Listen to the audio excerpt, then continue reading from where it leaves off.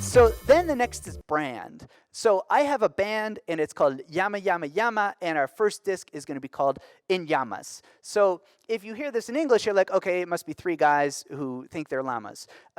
But in Spanish, it's a kind of a play on words, which it means, and it means that there's one llama who's calling another llama, and that llama is on fire. And it's just a play on words that you can do in Spanish that doesn't really work in English. Now, what you don't know is that Yama Yama Yama is just me in my basement making music.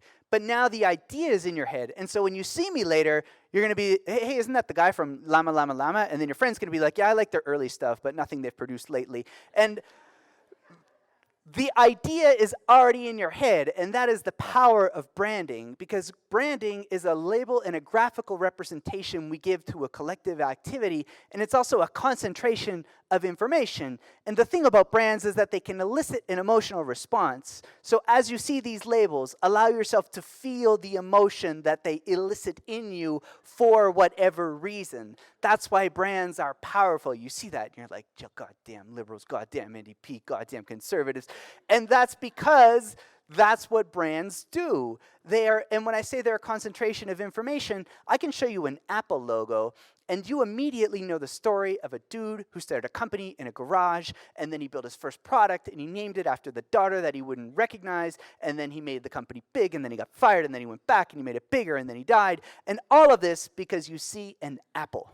That is concentrated information. It's like the idea that all of the matter of the universe at one point was smaller than a pin, and then there was a big bang and it exploded, and now we don't even know how big the universe is. That is the power of brand.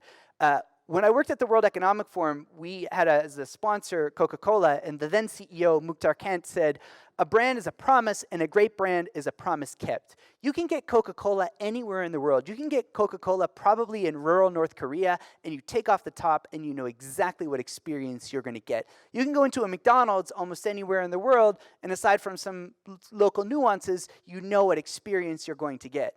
And this is important because as human beings, despite how sophisticated and connected we are, we still navigate the world through our fears and through our emotions because our lizard brain is trying to keep us safe. And what we want is replicability. We want safety and replicability, and that's why these are great brands, and they're large brands. One of the mistakes that marketers make is when they start, they want to tell the world about how great they are and how awesome they are and all the features they have, and none of that works. And none of that works because nobody buys inputs. Those are your inputs. People buy outputs.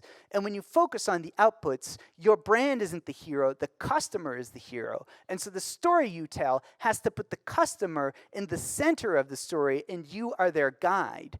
And there's a great book on this by a guy named Donald Miller. It's a quick book, and it will give you some of these key ideas about how to build hero stories that revolve around your customer and not your company.